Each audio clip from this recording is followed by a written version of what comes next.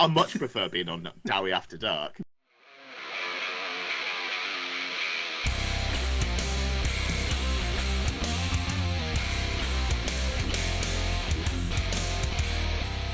Hello and welcome to another Tuesday Talkie on the Bearfoot Miniatures channel. I'm joined today by Ed. Say hello, Ed. How's that hanging? And today we're going to be doing the second part of the Skaven guide. And essentially we're going to be doing the more niche clans, not the warlord clans. We're going to be doing Eshin, Moulder, Pestilens, Skyre. Skyre! Oh, no! No! Do you know what? They was all in my head as I was preparing. And then feel free to everyone call me a dickhead in the comments. Right. Not that people weren't going to do that anyway. I much prefer being on Dowie After Dark. Is this going to become a trend? Yeah, I'll get him to plug you next time he's on my channel. So, yeah, we're going to be doing that. If you want to see Ed's content, which has got much better reviews, he's also working on stats content because everyone loves stats. Am I supposed to say that, Ed? Does this need? It's fine. That can go. It hasn't been officially announced, but at some point before the end of the year, there will be the first of potentially monthly or so stats. And then we can finally get into like top Trump style discussions on the old world. Right? Shall we plow in? We're going to start first with Clan Eshin, where we'll get into the assassin. We've got Clan Eshin Master Assassins for 90 points. I'm going to say the movement value because it's movement 6. Your weapon skill 8, which is respectable. Wild. Ballistic skill 7. Yeah. He's craziness, that weapon skill. Strength, toughness 4, 2 wounds, initiative 8, 3 attacks, leadership 7. Though you don't have warband, so you can't be like, oh, I'm going to 10 here. You're 90 points, which is usually like level 3. I suppose you've got the weapon skill 8. But it's usually like a 3 wound combat character that's on this end of the combat character, the lower end of the combat characters like this. You come with 2 hand weapons, not an additional hand weapon. 2 hand weapons. I didn't even notice that. It's Some on of that classic legacy copy editing. Yeah, it's on a couple of points on this list. You've got throwing weapons, can purchase magic items up to 50 points, which is the Warpstone Blade. Blades, come on. We've got ambushers, evasive, feign flight, fire and flee, move through cover, poisoned attacks, scurry away, verminous valor, and warpstone weapons, as well as Eshin infiltration and hidden. And essentially, Eshin infiltration is gutter runners with ambush that arrive onto the battlefield can essentially let the Master Assassin be placed within 12 of them, not within 6 inches of an enemy model, and they count as having moved and can't charge, but can otherwise operate as normal. Hidden is hide them in a unit at the start of the game. The unit has to have 10 or more unit strength. If it ever runs off the board or gets destroyed before the Master Assassin is revealed, your assassin's revealed, and you can reveal the Master Assassin in your start of turn sub-phase or at the start of any combat phase. Position the Master Assassin as you would a character that has joined the unit.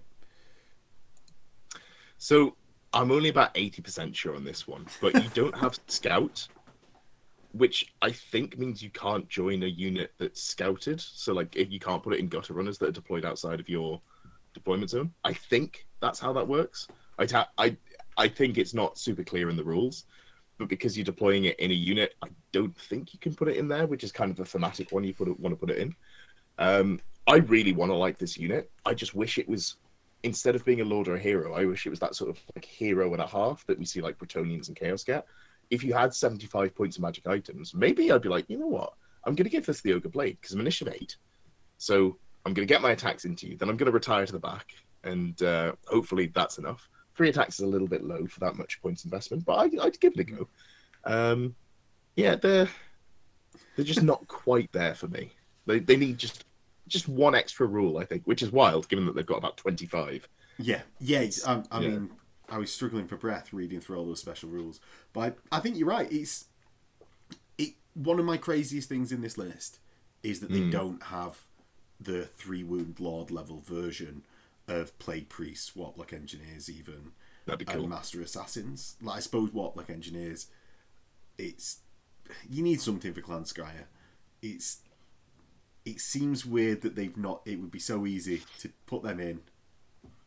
Relevant units become cores, and just that for its actual operation in game, as you say, just needs that little bit more to make it really worthwhile.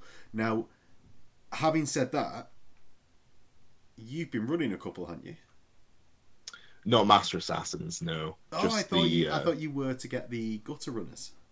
No, so that's the thing. Clan Skyre and Clan Pestilens, you have to run the characters.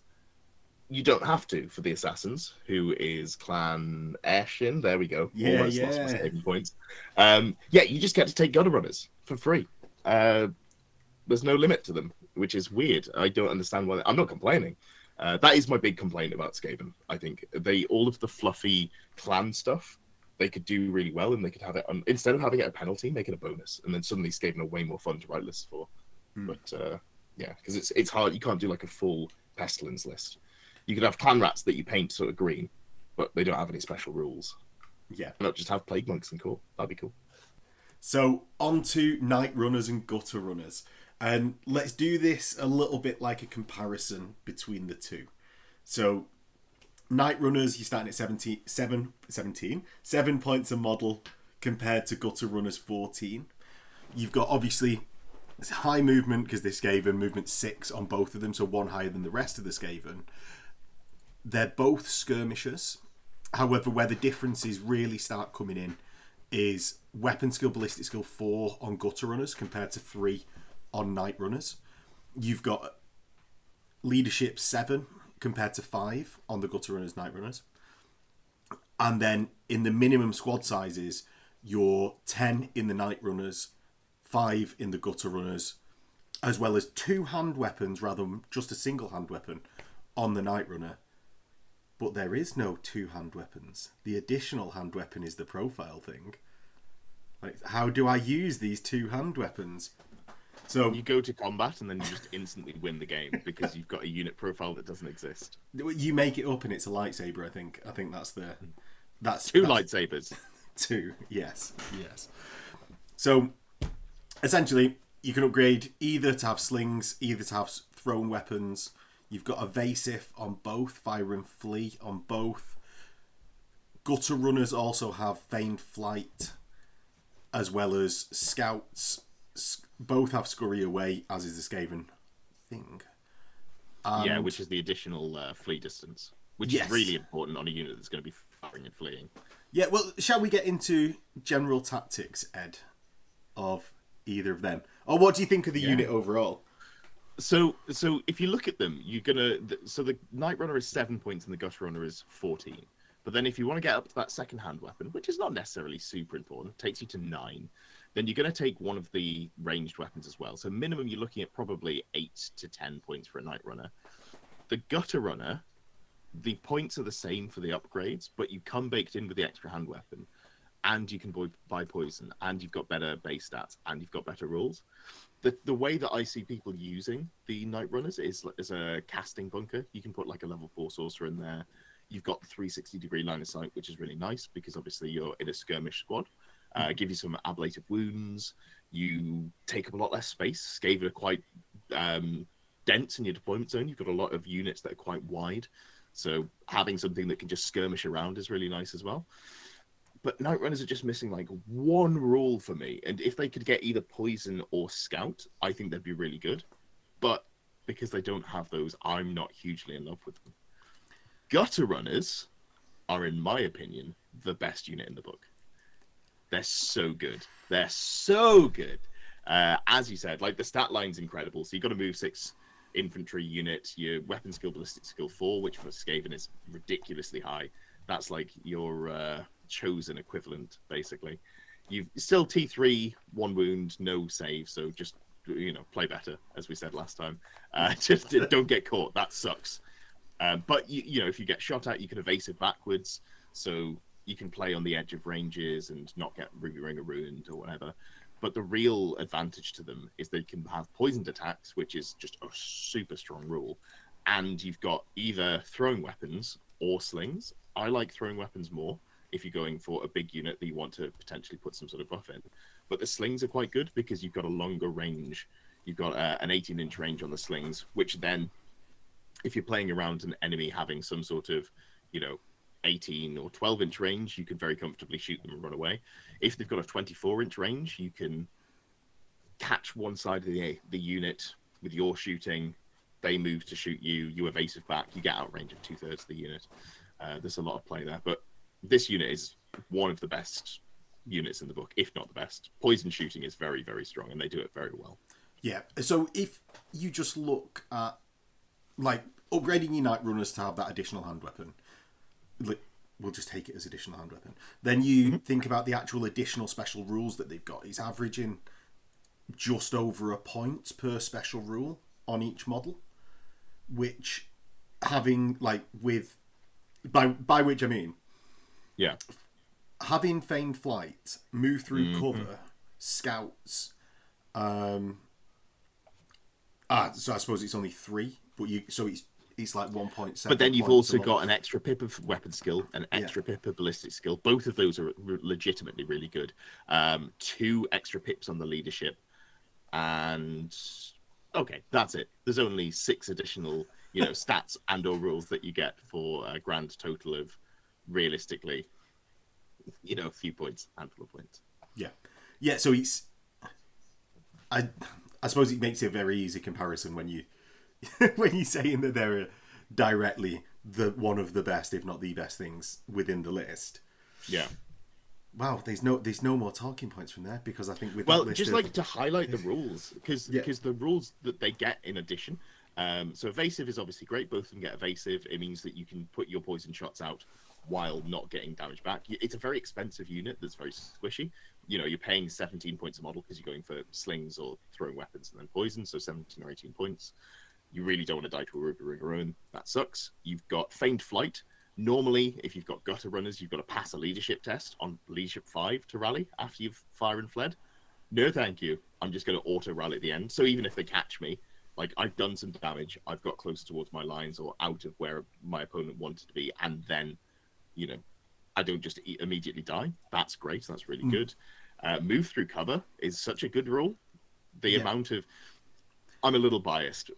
Rob's events at the TSN Arena, he often plays woods, he always plays woods as dangerous terrain. So having infantry in woods without some sort of move through cover is a little brutal. But just not losing the movement is really nice. Yeah, well, I think that's magnified on a shooting unit more than a combat unit, even with not always wanting to be charging, which you don't really massively get a benefit of move through cover for that, because you're still picking the lowest on the 2 dice.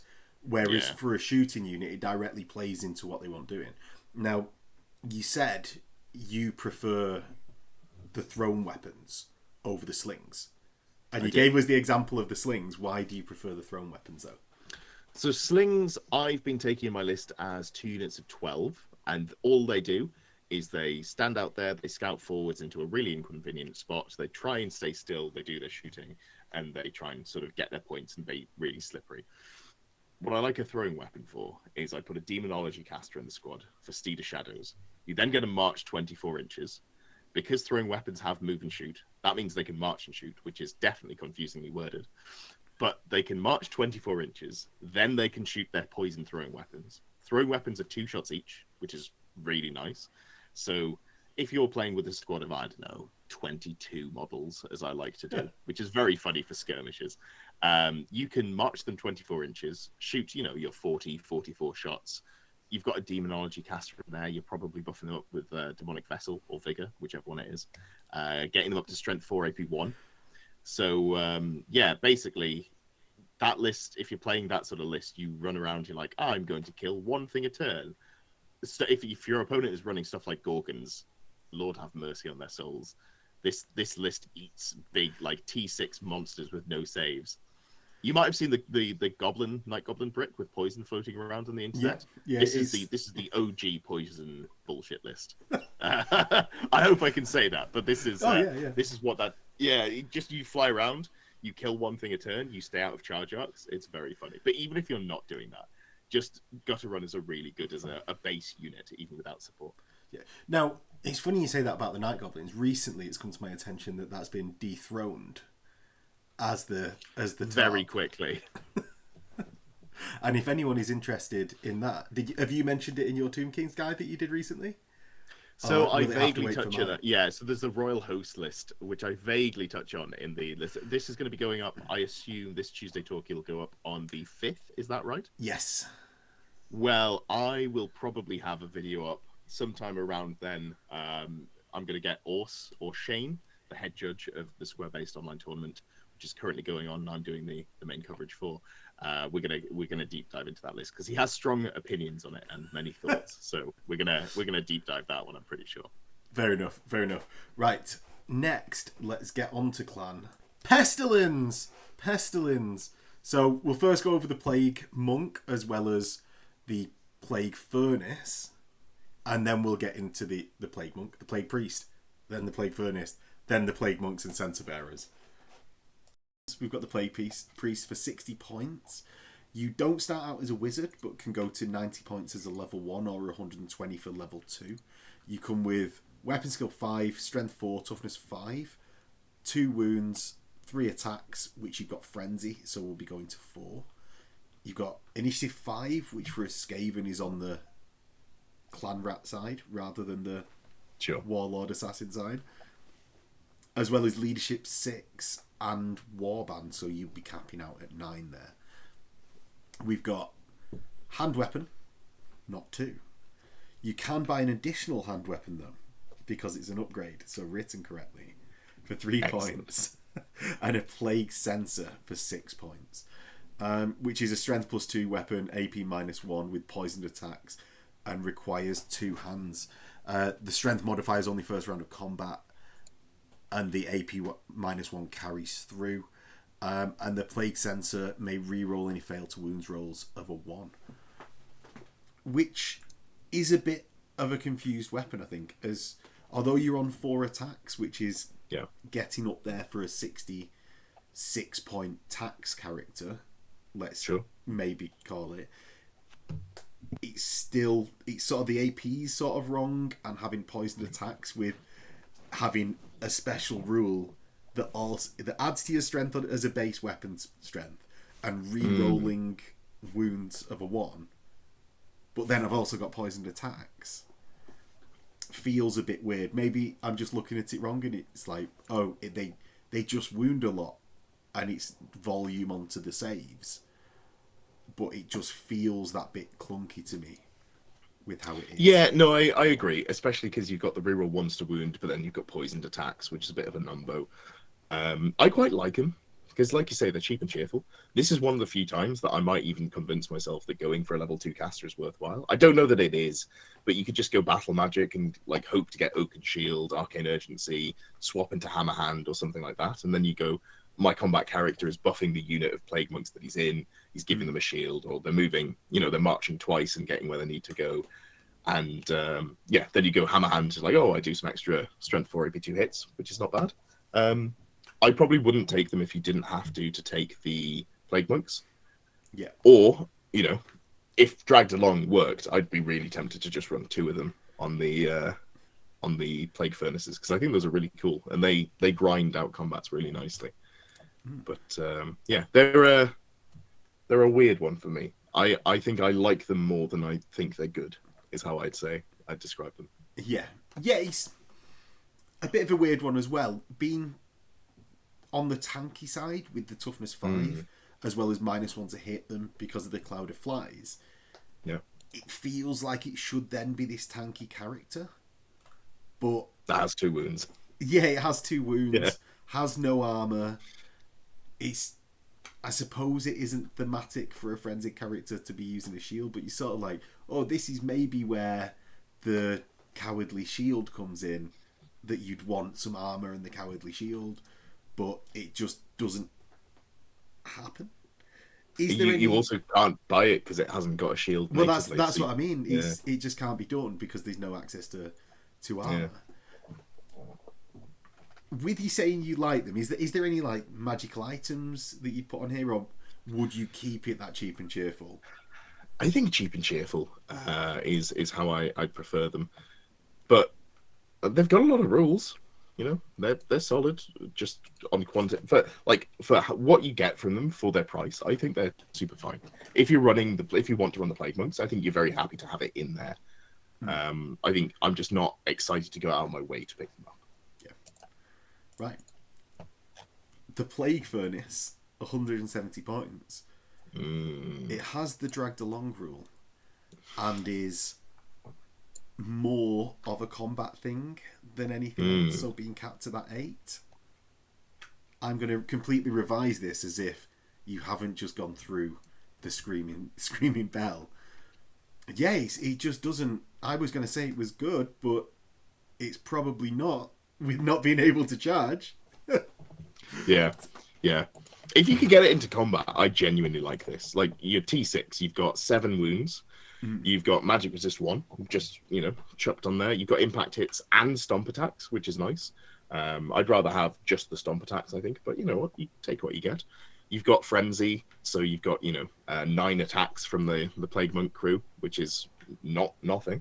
You might go demonology and try and roll into that demonic vessel. I think it's called a demonic figure. Whichever one gives you +1 strength, attack, and AP. And suddenly this thing's chunking out, what would that be? 12, 14, like 17 attacks? It's a lot of attacks. Yeah. I mean, a lot of them are kind of worthless, but it's a lot of attacks. So that's, nice. It's a lot of dice. It feels hefty in the hand. Yeah. Really good against Skaven. Oh, great against Skaven. Yeah. It's got fear. It doesn't have terror, which is interesting, whereas the Screaming Bell does. It's literally just I can't get it into combat. If I could get it into combat, I'd give 2 of these a good go, I think. Yeah, well, at the risk of beating a dead horse on the Dragged Along, we'll move on into the main unit section. Let's do these different to Centre Bearers because they operate fairly differently as units. Oh, yeah. So we've got Plague Monks first, the 7 points a model, Skaven movement 5. Do you know what I said in the first video? I'm not going to mention the Skaven movement 5. Everything's movement 5, except for the Night Runners and Gutter Runners. They've got weapon skill 3, strength 3, toughness 4, with 1 wound, initiative 3, which is low for a Skaven. You've got 1 attack, though that will be buffed by frenzy in the special rules, as well as leadership 5, though again buffed by warband when you've got a brick of them. Get an additional hand weapon for 2 points, which will put them onto 3 attacks total for a total of 9 points. And then obviously you've got full command, and you can have a magic item worth 25 points on your character, and 0 to 1 can have a 50-point standard. Right. So there are, chronologically, I think as the viewer is watching this is the 3rd time I'm going to say. So this is a really good place to put that demonology Gracia. Like a really good place. So there's a chap called Anubis out in Germany who's had a lot of success with him. I've mentioned him before. He's probably the most successful Skaven player as far as I'm aware. He's had 4-1 events. So that, that's like a 6-0 at a 5-round event, I think I said last time, for Skaven, who are a little underpowered in the current meta, we could argue. Slightly. But so what you're doing is you can take a big brick of them, 50 or 60, which with their T4 gets them like a surprising amount of staying power because they're immune to psychology. They're never going to panic from being shot, and in theory, you're just going to win your combats. You're going to load up them with characters, but you've got 1 attack base, 1 for additional hand weapons, 1 for frenzy, and then you're going to cast that demonic vessel and or vigor, whichever one it is, getting you up to that 4th attack, which gives you strength 4 and AP 1 as well. So you can really cleave through a surprising amount of things with these rats. And again, you can march them 24 inches if you want to with your Steed of Shadows. Which you seem to think this is a key to Skaven success. I could just highlight it. I will. Yeah. Every list that I've seen has had some sort of large unit of special Skaven supported by some sort of caster, usually demonology. It's the secret sauce for Skaven, I think. Fair enough. What magic banner, if any, would you put on here for the unit banner? Or would you... There are so many good choices, but I think for this one, personally, I'm looking at probably the Grand Banner of Superiority, because you need a way to beat out a dragon if it charges you. You know, 1,000,000 strength 4 AP1 attacks is pretty good, but it's never going to kill a dragon. So what you want to do is have, if a dragon manages to charge you in the front arc, you have a static combat res of 7 or more, plus a musician, so that you auto win, assuming that they only charge you with the dragon and you challenge out and they hit the max overkill, get the close order. So you need to hit that max. So you need the Grand Banner of Superiority. Other than that, if you've got a BSB in there, getting Swift Stride, or if you're just running a smaller unit, I think I'd quite like having Swift Stride on here. Yes, it does mean that you're easier to frenzy bait because you're a frenzied unit with the additional charge range from Swift Stride. But you've got frenzy. You don't want to be taking a charge. You want to be giving the charge. And 14-inch move, like declarable charge with the Swift Stride banner, is not quite cavalry, but it's as good as Skaven get for cavalry. Yeah, and if anyone wants to know any of the magic items, including those banners, we talked about it in the last episode, which I'll put in the comment or in the description below. Right, that is Plague Monks. Let's do Censer Bearers. So, different from the Night Runner, Gutter Runner comparison. For Plague Censer Bearers, for 13 points a model, you get, again, a Strength 3, Toughness 4 model, at Leadership 5. Where does it get different? Well, here you have Plague Sensors in your equipment, which are a +2 strength, -1 AP, poisoned attacks, two-handed weapon. The strength modifier only applies in the first round of combat, and you can reroll to wound rolls of a natural 1. In addition to that, you've got Frenzy, Scurry Away, Skirmishers, Stubborn, and Warband. So it gives this skirmishing, stubborn block that you can wound things slightly better. Most things 2s or 3s if it's human, or sort of like Chaos Warrior toughness, and then you re-roll in half or all of your fails depending on what value obviously you're going on, which is fairly nice, along with being a stubborn brick at minimum size of 2. So for 26 points you can be getting a couple of stubborn models. Though really, you want to be taking... Well, how many would you take, Ed? Because I was just going to give my feeling from general armies rather than maybe... So this is a unit that I really like, that I think suffers from how the game is at the moment. I don't think it super plays well into... It doesn't play well into dragons. But if we see the game move more to a state where you're taking loads of ranked up units, having some skirmishes that hit surprisingly hard, but then are also, kind of tanky as skirmishers go. You've got the -1 to be hit from shooting because you're a skirmisher. You've got the T4. I think probably something like 5 to 6 would be, because you want to keep them cheapish. You want to be able to get round, be a pain, be hard to interact with, just fit between the cracks. If you want to be really efficient, you go for 8, because multiples of 4 are just real good. It makes it harder to score points for when you're a low unit. It's probably not worth doing on this squad because they're frenzied, so they're immune to psychology. They're not going to flee off from shooting. But they're a unit that the only time I've seen them and been really impressed is, again, Anubis. So what you can do is, if you're worried about being charged, you can put them behind your big brick of Plague Monks. Something charges the Plague Monks. They give ground. But, if it's a fight that you're going to lose, that they give ground backwards, which is fine.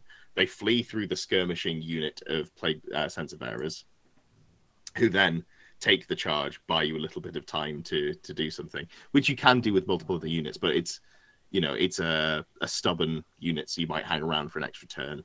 There's some good usage for it there. Yeah, and it's for Bygo rather than giving ground, isn't it? Before we get a million comments saying yes. Yeah. It doesn't matter what I said. You understood what I meant. Yeah. We all knew. No, it needed to be clarified. But so take your hand off the keyboard, put your hand on the mouse, and give the video a thumbs up. What a pro! Well, so that is stop typing hate comments at me.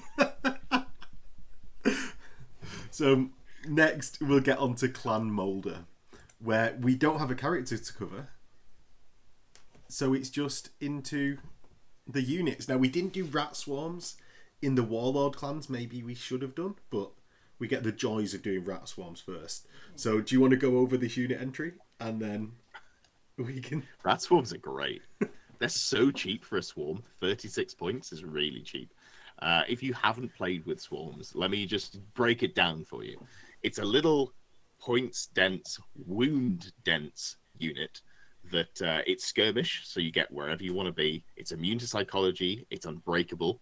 It has Vanguard as well, so you can just be like, oh, well, it's a shame that I only move 6 inches. I guess I'm going to move 6, then march 12. Oh, I'm wherever I need to be. It's a fantastic move blocker. It'll take a charge from a dragon and honestly laugh. A normal dragon doesn't do 15 wounds to all those bases because it's only got, 6 attacks, 4 attacks, and then d6 stomps. You're going to roll a fair few ones between those. So you can tie up a dragon for 2, maybe 3 turns, which is funny, if nothing else. And it doesn't block line of sight, which is the main thing. Because if you're playing Skaven, you quite often go, let me just buy another turn and let the combined might of a couple of rattling guns and loads of casters do their work. So I've taken them in every tournament list. I might drop them out and play just more giant rats, but I got a lot of mileage out of them. For what reason, because obviously we're going to go into giant rats in a second, for what reason would you drop these? Do you know what? Let's save it. Let's save it for giant rats. Sure. Rats. Because I suppose anyone that has played against lizard men, vampire counts with swarms, though they're not as good because of the crumble. Anything with swarms, you can guarantee at some point, if you played them enough, you've had this painful experience where this really expensive mobbler's got locked down in combat against this unbreakable swarm unit but it's just rats. So just this snakes. isn't the time to get into it, but something that gets brought up quite often on my Friday live streams is the Snotling army. So we have written the Snotling army. You can put a lot of Snotlings in one unit. Snotlings are another swarm unit, basically the same. You could do the same with rat swarms, but Snotlings are funnier. And you just have basically an entire army that is, oh, hey, I'm a big skirmishing unit. What are you going to do? Oh, you can't chew through the 200 runes or whatever that I've brought. And that's the entire game plan. Snotlings have throwing weapons as well, which rat swarms don't. But yeah, there are lists that you just can't chew through. Even like back in reality, like 108, 112 points, whatever it is, for 3 rat swarms. You're like, that's going to be a real pain in the backside. That's going to take me 3 or 4 combats to deal with. Really good at that, especially soaking up things that have high value but low number of attacks. So anything that's going to hit you, like I don't know. So the list I'm playing at the moment, Wood Elves, I've got a Glade Lord on Stag who's got a great weapon and like a couple of like a stomp and impact hit and 2 attacks from the Stag. So that's at maximum 8 chances to kill some rats. I'm probably killing like 4 to 5 a turn, which means that might genuinely tie me up for 5 rounds. Yeah, or the key part of the game, essentially. Yeah. When the game is decided, just swarmed by rats. Massively ignoble end. Yeah. Right. So, next we've got the Pack Masters and Master Moulders. Here we get movement 6, which obviously to keep up with other Moulder units which have that higher movement than normal Skaven. You've got also the army of genetic breeding, so like they've definitely replaced those legs, and there's a reason they've got higher movement than the rest of the rats. I'm just saying, they've bred some special legs or something. What high experimentation legs? Loads of definitely, yeah. I can see that. That's more Skyre, I think. This is more like they've gone, oh, that beast that we made has a really powerful leg. I'll have that one. Let me just. But then you've got to add some warpstone to fuse it together, and obviously to just consume while you're doing it. If in doubt, add warpstone. This is Skaven. Also very fitting. We're recording this a day before Halloween, and we've gone full Dr. Frankenstein. So you've got. Basically, these are attachments to units. So They'll come in various sizes for both rat ogres and giant rats. It's plus 5 points to add a packmaster, plus 7 for a master moulder, of which you get that difference in leadership. Any packmaster, as well as the master moulders, I assume here, can take a whip or a thing catcher, and really the thing catcher is what stands out, I would say, being a strength user, AP -1, fighting extra rank and killing blow weapon. So it gets access to killing blow on a small. It's just another little 12-point killing blow if you go for the 2 attack master moulder. Yeah. Basically, you've got leader of the pack special rule, which means that you can hide behind rat ogres and things like that in combat. And you have motley crew and things that allow you to go into those different units. Ed, take it away, because I'm trying to not feign ignorance and just show it openly. So to start off, the points cost, it's confusing the way it's laid out. It's 5 points for a packmaster. It's an additional 7 points for a master moulder. So you're paying 12 to get the because it's like a sergeant upgrade basically. So I would always do that, especially giant rats, because it gets you to that leadership 7. If you have leadership 7, especially if you combat with warband or something like that, you're going to be passing a surprising amount of leadership tests. We'll get to them later, but I put my giant rats in marching column, so I'm only ever making tests at leadership 7. I struggle to think when I failed my leadership tests on leadership 7. It's just specifically for those, because you're talking like 40-point units. You're like, weird, passed my leadership test. Neat, let's keep going. It's the expensive ones that failed. That's what I've found anyway. But yeah, the thing catcher's funny. I think if I was doing it, I wouldn't upgrade to a master moulder, because if you're fighting an extra rank, you only ever make that one supporting attack, so you may as well keep it cheap. You haven't got a better weapon skill or anything like that. Traditionally, I just take the 1 and put it in a unit of giant rats. If you're talking rat ogres, their hits get randomized between the 2 in a way that they don't in the giant rats, so you need more of them if you want to lean on those, on that extra leadership. So yeah, I think if I was taking rat ogres, which I haven't, I'd go an increased number of models. But if you go in giant rats, I just like the 1. Right, cool. Well, let's get into those units, because I've already got a few questions that are popping up, and I can't not talk about those units. Rat ogres, why are you not taking them, Ed? So rat ogres, if you just look at the profile, let's look at the stat line. The stat line is a good monstrous infantry. Movement 6, standard. Weapon skill 4, that's high. Normally it's 3 for monstrous infantry. Ballistic skill, who cares? Strength 5, solid. T4, average. 3 wounds. Initiative 4, that's high. Again, plus 1 over a normal monstrous infantry. Attacks 3, standard. Leadership 5, doesn't matter. You can put a leadership 7 character in the unit, or like a master moulder. So you look at the stat line, you're like, that's really good. 48 points. It's a little on the pricey side, but it's not too bad. All right, cool. Well, what else have they got? They've got some special rules. Armor Bane 2, cool, that's fine. Close Order, whatever. Fear, that's standard. Frenzy, sure, gets them up to a 4th attack. Horde, it's not going to matter here. I'm not taking a horde of rat ogres. Safe from Harm, which is just the distributing hits to the master moulders. Scurry Away and Warband. Warband is nice because you get the reroll charges. And you're like, okay, there's nothing there that's super wild. Well, surely they've got some exciting rules. They've got heavy armor. Okay, that's fine. They've got hand weapons. Hand weapons? Where's my great weapons? Where's my wicked claws? Why? I can't have a melee unit that costs 48 points a model and have them with hand weapons. Yeah, it is very strange, especially because Skaven have one of those AP -1 things. It's not even additional hand weapons. They've got 2 hands. Do you know what? That's consistent across a fair few things. Is when something just has like, I've got my hands to use. It's just treated as a single weapon, as if like you can't throw a jab as well as a cross. Like, disgusting is what it is. Yeah, crazy. Absolutely, because it has all the potential there. Yeah. Until you get to that, and they're fine for Do you like casual games? So they suffer from what Skaven suffers from across the entire book, which is, oh, with the support of a level 4 caster, I can make this unit quite good. So if you go Elementalism, you can give them a 5-up ward, make it so when people charge you, they're not getting the initiative bonus from the Earthen Ramparts. You're at initiative 4, you might actually strike before them. You know, you're going to Plague of Rust the unit you want to hit, so you're effectively AP2.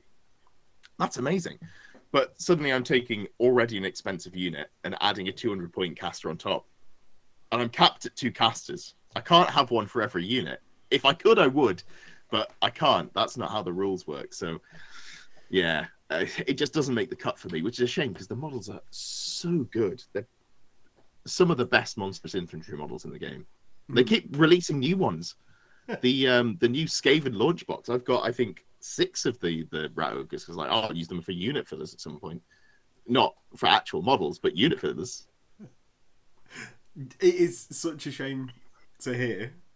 Yeah, it's because they are one of the most characterful things about Skaven is you have this like tier of Skaven from rat swarms to rat ogres, like at either side, and to not include all of those, or like the classic height differences, is just a massive shame.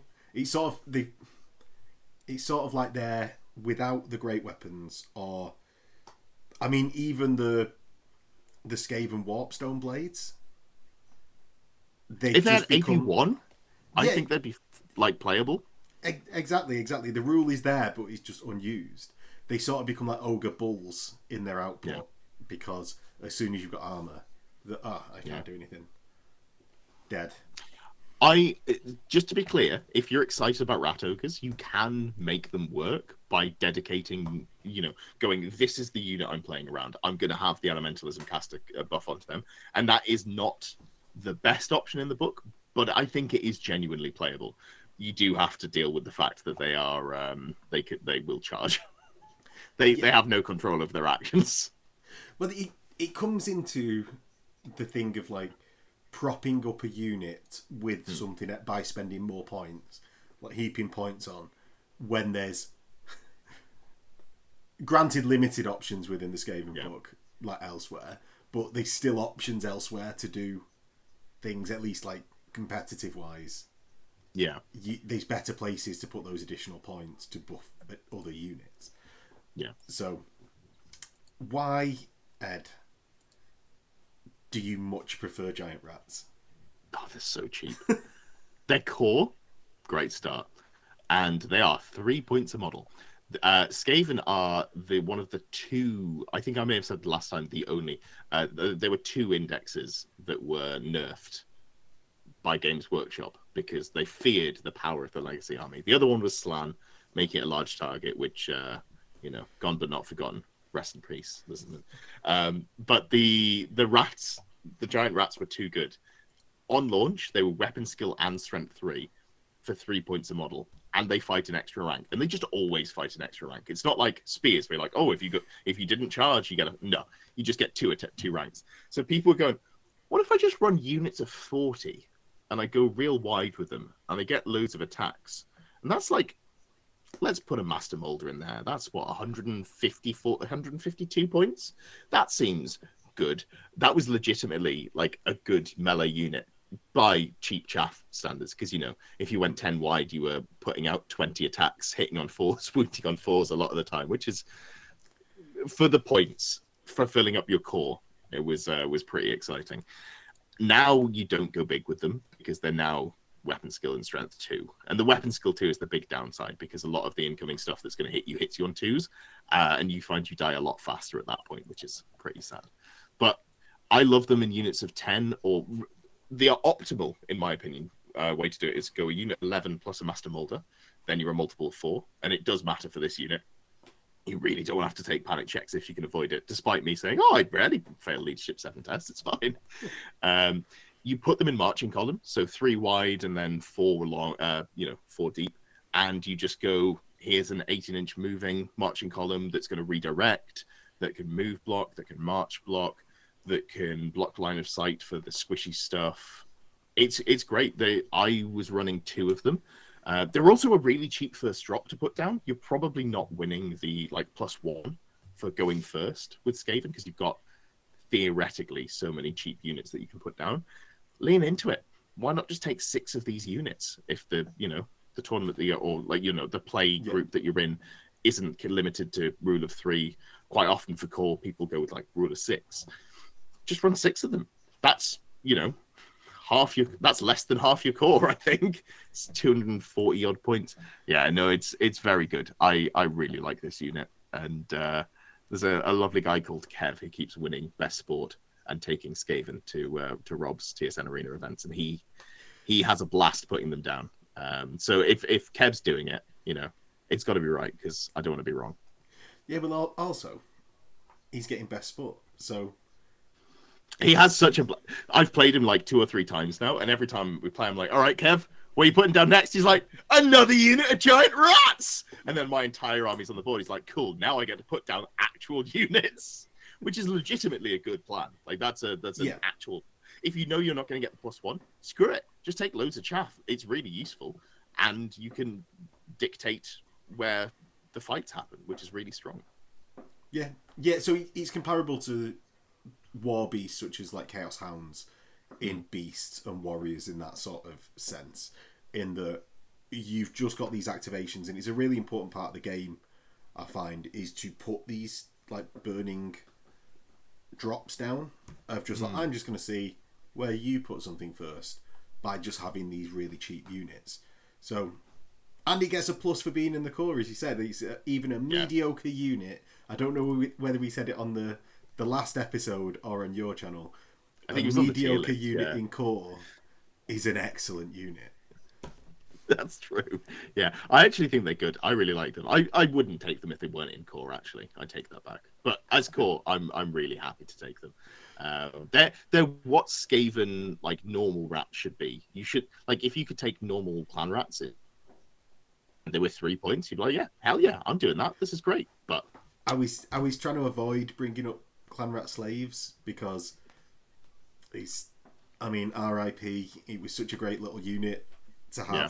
I say little unit, 100 of them in a slave train that your opponent had to fear and flank in the slave train being a massive thing. Onwards before I regret and lament the loss of the slave. yeah, exactly. No, genuinely, Gone but not forgotten. It was such a huge part of the Skaven game. Right, onwards onto Hell Pit Abominations. We've got 210 points for a giant profile, essentially, and you were already mentioning the Gorgon before. I can see you shaking your head. Another terrible unit. He's going to be one of them. Right, so you've got movement 3d6, weapon skill 3, strength 6, toughness 5, why? 6 wounds, initiative 4, d6 plus 1 attacks at leadership 8. You've got Warpstone Claws, which are AP -1, Armor Bane 1. So worse than every other behemoth's attacks in existence. Sound. That's reasonable. Just immediately. You've got Abominable Attacks, which basically you can feed, you pick a model. If the model's hit by your attack, it suffers D3 automatic wounds with no armor saves permitted. Remember your weapon skill 3. Yeah, so you're going to be hitting 50% of the time of that. And then it doesn't even immediately kill the model. You get Avalanche of Flesh, place a small blast with its central hold directly over the centre of the unit. Any model, friend or foe, that lies underneath risks being hit, suffering a strength 6 because of the model's strength, AP -2 hit. See, Ed, it's good. There is AP -2 in this unit. Yeah. If you're playing into ranked up infantry, which I guess actually now might become a thing with the poison bricks, here's the secret. This model will never reach there because you know what those units love? Large targets so every model can shoot, and things that have high toughness and no save. So even against like its ideal prey, it doesn't get to fall on them. It just falls over in your deployment zone.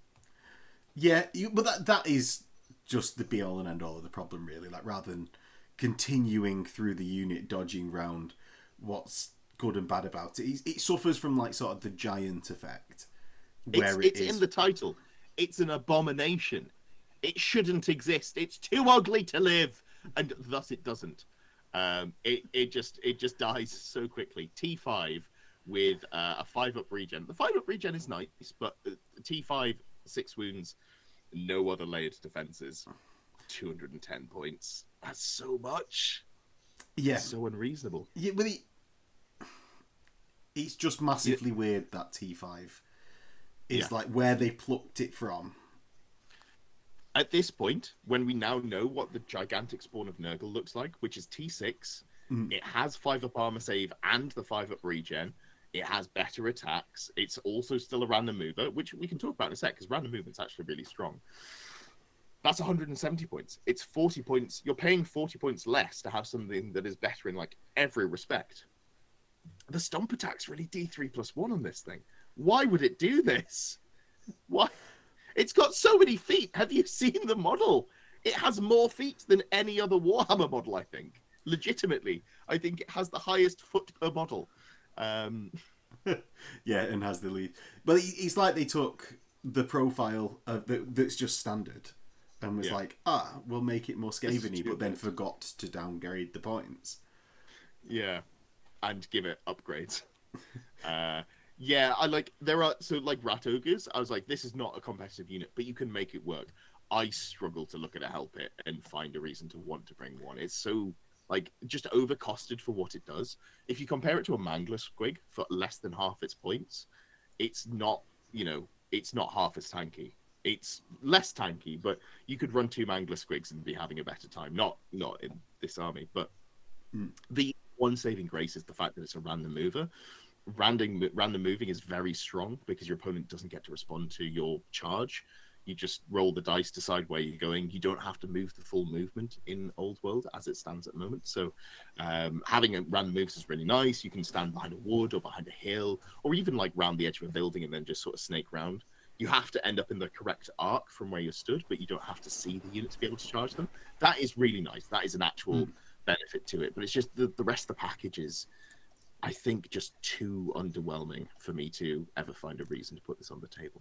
Yeah, and it comes down to essentially crossbows and handguns are going to be wounding you on 5s, which so is sad, mental. Like fireballs, 5s, like all the magic missiles that we know and love. It's so much easier to wound you on than every other giant monster. Yeah. So right, onwards. We're going to get into Clan Skyre, and we'll go back to the Clan Skyre characters. We've had the big units of the list. We've had the magic items. We've got the Warplock Engineers for 35 points. You get a level 1, or essentially for 75 points you get a level 1 caster, or for 105 points you get a level 2 caster, because the stat line being 3s across the board other than the 2 attacks really doesn't make it good enough to be anything but a caster. So here's the secret thing that makes Skaven really sad. They are so constrained in their unit choices. If you want to run the fun things in special, if you want to run the Plague Monks or the Warplock Jezzails, anything like that, they're locked behind 0 to 1 per character that's thematic. And you can only take 0 to 1 of those characters per 1,000 points. So you capped at 0 to 1 Plague Priest, Assassin, or Warlock Engineer per 1,000 points. But if you want to take those units in special and rare, aside from Assassins, for some reason, you just get to take gutter runners anyway. Who knows? But if you want to take like the Jezzails and the Poison Wind Globadiers, you have to take a Warlock Engineer.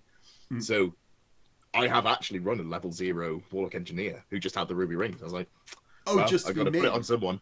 Yeah, just so I could get those Jezzails and the Poison Wind Globadiers.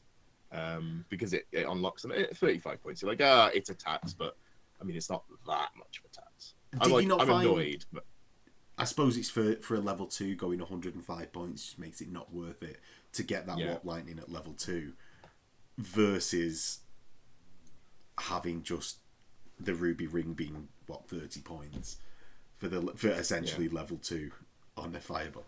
Yeah, would you ever take it with, say, like the Warplock musket, Warplock pistol, or I BS3? took it with the musket every game, and I think I rolled a shot once. I It sounds about forgot right. they existed. Yeah. I'm like, oh, I'm going to do my shooting. I'm going to use this Ruby Ring of Ruin. Now on to the next thing, because the good unit, the good missile's been gone. I could see you taking them as level 2. I think, as you pointed out, if Warp Lightning was less than a 10 to cast, if you could do it reliably as a level 2 caster, or like over half the time, I think at that point you're like, yeah, I'm just going to roll Battle Magic, see if I get one of the 2 damage spells there, swap into Warp Lightning for the other spell. I think at that point you're pretty happy. But yeah, I don't know. It's not bad if you do go level 2. I just don't think level 2 casters are particularly exciting at the moment. No, it's the main uses for level 2s that I found is use Remains in Play spell turn 1, and then have a steed to ride off into the distance and flip the bird. That has been my experience of, like, I've been happy with level 2s for that one singular usage. For everything else, no, just is what it is at this point. And then into Warplock Jezzails. So Warplock Jezzails, 19 points a model. The bits that matter: BS3, 2 wounds, 2 attacks because it's the guy holding the Purvase or Mantlet as well as the gunner on the base. Leadership 5, you do have Warband, though is anyone taking a 3 ranked up unit or using the reroll to charge? Not sure. You've got desperate times. yeah. When you're called on to make the charge with your Warplock Jezzails, you've got essentially your Purvase is a 4-up armor 6 with the front arc. Yeah. Just never get charged in the flank, otherwise you are really sad. Yes. And your Warplock Jezzail gun, the actual Jezzail, is 36-inch range, strength 6, AP -3, cumbersome magical attacks, move or shoot. And if you roll a natural 1 when making a hit roll, the wielder is removed from play. Oh no, you roll another. It's to lose a model when it shoots, basically, it rarely happens. I was surprisingly impressed by these models, honestly. You have to take them in a fairly big unit. You probably want to go something like 8, 9, 10 in a unit. Put them on a hill, potentially in 2 ranks, so you can shoot things. Or if your opponent's got loads of large targets, you can just threaten the large targets with them. But they just put out sort of fairly reliable shooting. They're only weapon skill, ballistic skill 3, so they're going to be hitting on 5s most of the time at long range. You get 1 turn of hitting on 4s. Only 1 turn, because then they're close enough to charge you, and you're not going anywhere because you can move or shoot. You also can't stand and shoot as well, which is a real shame. Yeah, but you go first. So, the comparison point, I think, is when you start comparing them to handgunners in Empire and Dwarves. You're wounding toughness 4s on 2s rather than 4s. And obviously that carries down toughness 3s instead of 3s. So, for just over double the cost of an Empire handgunner, you're getting something that's going to wound sort of more than 30% extra times for the same ballistic skill, as well as having that 12-inch longer range and a better AP value by 2 points, not relying on the armor bane. So he's like actually a really attractive unit. Like, as you say, you need those bigger squads to actually make it work. But when you're saying those bigger ones, I imagine you're still not getting into warband territory. No. And then you don't want to be ludicrously ranked because you're on a cavalry base, a 25-50 mil. So you run out of space behind you pretty quickly. There are a lot of really nice things about this unit that you might not grasp at first, glance. 2 wounds with a 4-up save in the front arc. So just do not position so people can cheat you from the other angles. Like, you've got loads of drops playing Skaven. You've got all those giant rats we talked about a little while ago. You can put them down first, and then you can put down the Jezzails, and the Jezzails then, oh no, I get hit by a Ruby Ring of Ruin. Okay, it's wounding me on 3s, but then I've got a 4-up save. Oh, you did 3 wounds, cool. You killed 1.5 models. Oh, I didn't actually lose much firepower. I didn't have to take a panic check because I'm surprisingly wounds dense. So it's 19 points per model. It's not too bad.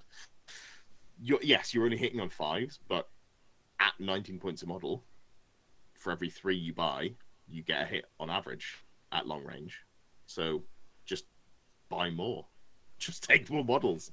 The one downside to them, and the reason that I took them out of my tournament list, is that you have to have a Warlock Engineer to unlock them, which is unfortunate. And it's the same for a lot of the clan-specific stuff, or I guess the Skyre stuff and the Eshin stuff. Pestilens. No, Pestilens? Eshin just get to do what they want, yeah, weirdly. So you've got to have one Warlock Engineer for each unit of Giselle. So if you wanted to go, I want to run them, but I want to run like 3 units of 6 for board space, you'd have to run 3 Warlock Engineers, which becomes a little bit difficult. But yeah, I think they're surprisingly good. That's my rating on them. Right, so Poisoned Wing Globadiers for 10 points a model, so just over half. You've got another skirmishing unit with unit size 2 to 10, which are essentially Poison Wing Globe throwing models. So that's range 9, strength 2, move and shoot, poisoned wind, which off the top of my head ignores armor saves to models hit by. Yes, it's correct. Yes, and quick shot, so you can pull the old dwarf Iron Breaker or the Iron Drake and shoot from within the movement characteristic of your opponent. And you don't take a movement penalty for shooting, which is important on a 9-inch range gun. Yeah, is fair. So, minimum point size of the unit 20. I can definitely see including a number of these. Like D3 hits per model, and you're going to be hitting realistically on 5s for the long range the majority of the time, but because you'll be over 4.5 inches away. Yeah. But because they've got move spammable. and shoot, you can march and shoot them again, which means that the 9-inch range is actually less of a downside. You've got like a 19-inch range effective because you move 10 and then you throw 9. This is another unit that I was surprisingly impressed by. You can take 10 of them for 100 points. They're a skirmisher, so -1 to hit from ballistic skill shooting. You're always going to be able to stand and shoot with them. I found that against some armies, they do basically nothing. If you're playing against Skaven, for example, you're throwing them at clan rats. You're like, I killed 3 clan rats. Woo! Yay! Or you're playing against Bretonians or Empire, which are T3, heavily armored, very expensive points per model, and they come towards you, and you march towards them, you shoot at them, and then they charge you and you stand and shoot. I've killed entire units of Empire cavalry across those 2 shooting phases, which is ridiculous because it's 100 points of just rats wearing gas masks and throwing stink bombs basically. But ignoring all armor saves is so big, and always wounding on 6s is fine, so you can't be like out toughness by like a steam tank or something. But they can even kind of worry a dragon. You're only going to chip off 1 or 2 wounds, but yeah, they put out a surprising amount of output. Each time you hit, you get D3 hits, so it's like a better version of multiple shots because you don't take the -1 to hit, you just get the additional hits when you've rolled it. Yeah, I like them. It depends if you're willing to pay the Warlock Engineer tax. So if you're going, I want to take Giselles, you probably go, I'll take some Poison Wind Globadiers as well. While I'm here, why not? 2 for 1. They were in the gift shop. If you're not taking the Giselles, it's a much harder choice to make, I think. I like them. I think they're good. They're really cool models as well. Yeah. And we've got 2 left in the list, Ed, which are the Warp Flight. Oh no, we've got fucking 3. We've got the Doom Wheel, Warp Lightning Cannon, and Plague Claw Catapult. So let's go on the Doom Wheel first, which, do you know what, I have 0 experience of this because it skipped the edition that I largely played. Me and Richie were playing 6th, and it was the only edition that didn't have the Doom Wheel in. That's interesting. I didn't realise. Who knows why? So you've got movement 3d6 at 145 points. Effectively, you get a strength 5, toughness 5, 4 wound semi-chariot crewed by rats which get 2d6 attacks at strength 2. Who cares? You've got Close Order, Crushing Ball, or Crushing Bulk, which any stomp attacks made by the Doom Wheel have an armor-piercing characteristic of -1.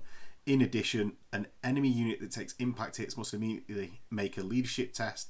If failed, they become disrupted till the end of the current combat phase, of which you get D3+1 impact hits for the Doom Wheel.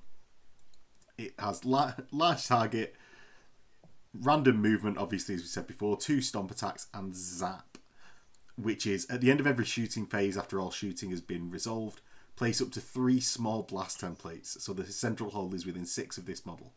Once placed, each template will scatter D6.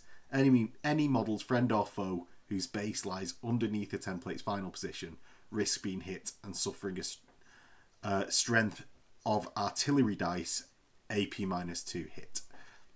If misfire is rolled, basically your Doom Wheel is hit and loses a single wound, and all of the models are left unharmed if you've rolled that misfire. So for 145 points, I actually really like this model. Like, mainly for the shits and gigs of it than the actual effectiveness. Adding Close Order isn't really spammable for it being 145 points. The Crushing Bulk, I'm not massively liking the fact that the disruption comes after a leadership check, which I like. Really, generals tend to be around and leadership checks not massively failed. And Zap, meaning that you've got to sort of plough it forwards and be out of your army or on the flank. You don't actually have to use the Zap. So the thing that everyone misses the first time they read it is the little word place up to. So it's up to. You don't have to place any. You can place 0. Oh, 0 is a number. Is up to Turn 3. 1, when you're in your army, do not do this. As funny as it is, don't do it. Wait until turn 2 onwards, where you're near their army. So I will contextualize. I am a Doom Wheel hater. But I will say, if your local meta isn't gun heavy, if people aren't going to shoot this off the board turn 1, it's pretty okay. It's ludicrous, it's ridiculous, but it's very funny. Zap, another thing that people miss, Zap goes off even if you're in combat. It just happens at the end of the shooting phase. Not just yours, your opponent's as well. It's just at the end of every shooting phase. So you random move into a unit, take your pick, or don't. It's random movement, so you kind of just got to take what you're given. You get in, you're going to do some impact hits, but before you do, you're like, just going to drop 3 blast templates on the center of the unit I'm in combat with. That'd be pretty funny. Yeah. It's a ludicrous, very funny model. I don't want to run it in my army. But if you don't think it's going to get shot, take 2 and just roll your opponent over with them. What would make you want to take this unit? Because obviously we're missing a decent armor save. Yes, you're on a 5, but a decent armor you're save. large target, so everything is shooting at you, and you're another toughness 5, effectively monster. It's an expensive chariot that is squishier than most chariots. The T5 is nice. The 4 wounds is standard. The 5 up save is like a Black Orc chariot is T5 4 wounds, but has a 3 up save, and it's 134 points, so it's cheaper. Yes, it has less silly rules, but it has more good rules. So you get what you pay for there.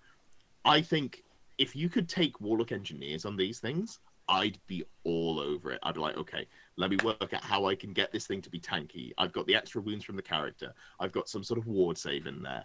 I'm doing ridiculous shenanigans. I'm taking 3 of them. It's great times. Because it's a rare slot only, if your opponent brings any level of decent shooting, if, for example, the big problem is you're not running Help at Abominations. For the love of God, you're not running Help at Abominations. So if you're bringing these are your big targets for artillery, because you're like, oh, well, I mean, I don't want to shoot at clan rats. I could try and snipe characters for the 1 in 6 on the cannons, but I guess I'll just turn these 2 chariots into matchsticks. And at that point, you don't have any Doom Wheels, and your opponent is up 300 points just very comfortably.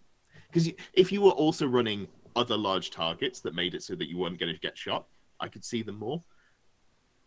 But Yeah. Yeah, but all guns swivel to face the Doom Yeah. Wheel. Also, it is a large target, which, like, I get it's a bit tall, the model, but like no other chariot is a large target other than like a mortis engine. Just like a rare slot chariot being a large target is rude. It's cruel and unusual. That's what it is.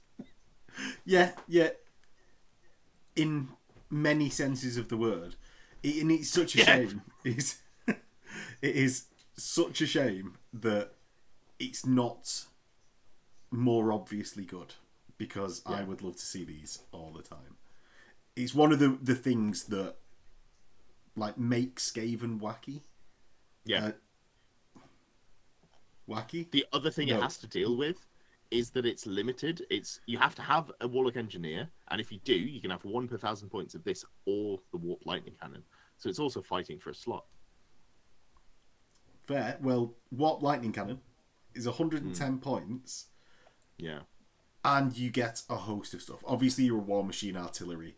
You effectively roll your range at 8d6. You've got AP -3, Lightning Strike, Move or Shoot, obviously. Lightning Strike is you draw that line 8d6. Any model whose base falls underneath the line suffers a hit, the strength of which is determined by rolling artillery dice. If a misfire is rolled, then something has gone horribly wrong, and you do the essentially black powder table. But is it? You get a 1, which is a meltdown, explodes. 2 to 4, energy overload. The Warp Lightning Cannon shoots strength 6 in a random direction determined by rolling the scatter dice, which about 50% of the time it's going to fire towards your enemy anyway.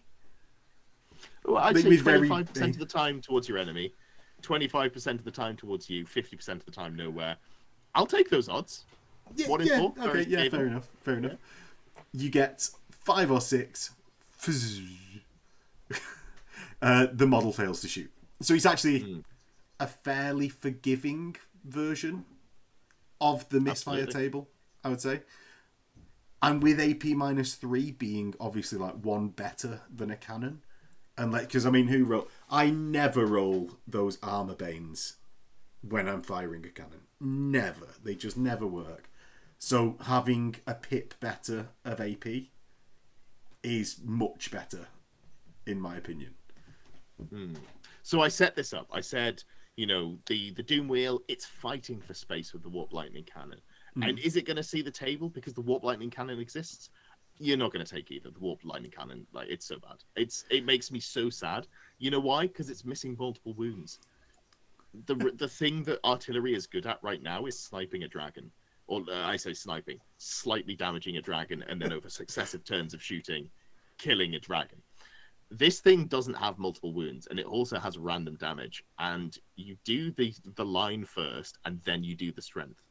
So you choose where you're shooting, and then you roll. So let's say you've got an opponent who's running T3 elves and a T6 dragon. All right, if you roll a 4 on the strength, I guess I've just got to put it through the Swordmasters. But it'll do okay to Swordmasters. Wounding them on 3s, AP3 just goes straight through. Okay, cool.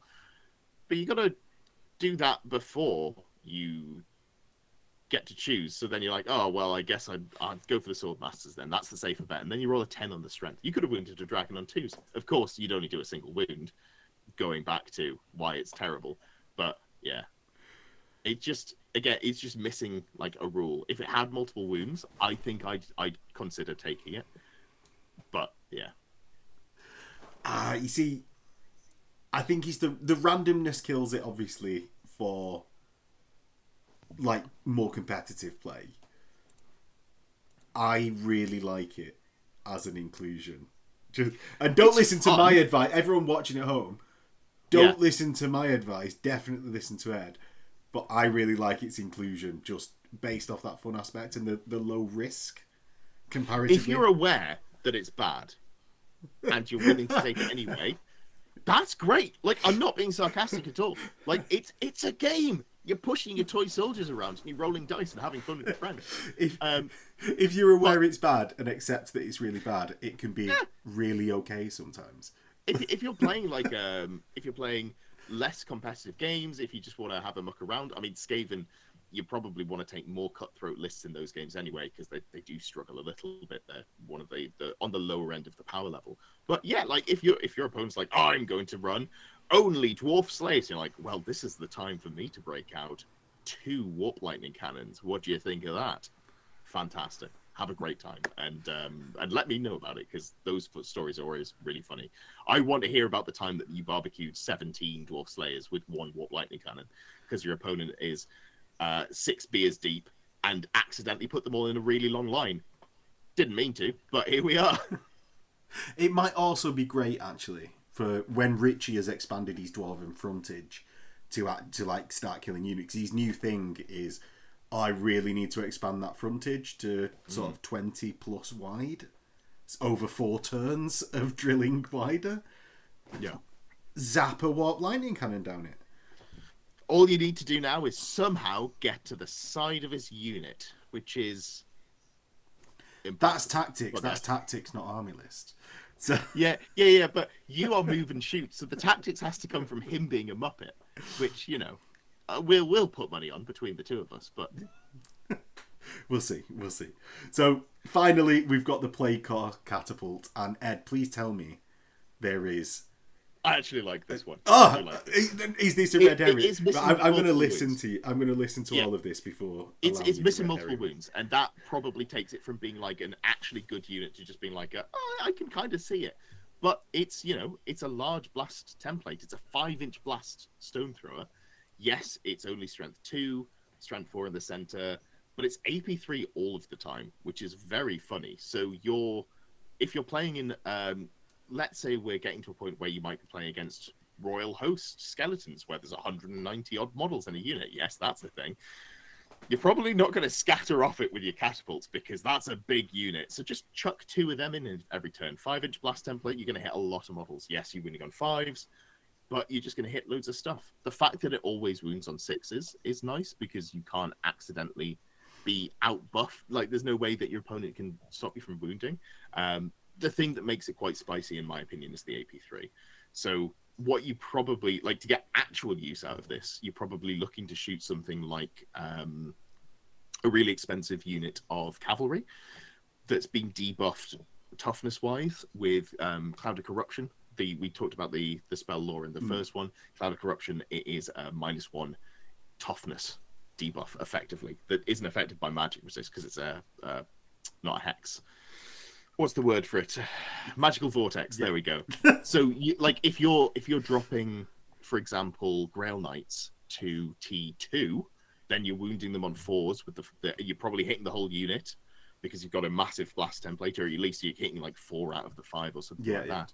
Wounding it on 4s, they're down to a 6-up save, and then only a 6-up regen, because 6 ward, because you've got a low strength. I think it's quite strong in those situations, conditionally strong. But I think there's a real place for it in lists. And it's a great model, and it's relatively cheap. 110 points, not too bad for, 4 wounds is really nice. It's an extra wound on top of what you might expect for a war machine. Right, cool. So, finally, we get to a decent, big thing for the Skaven.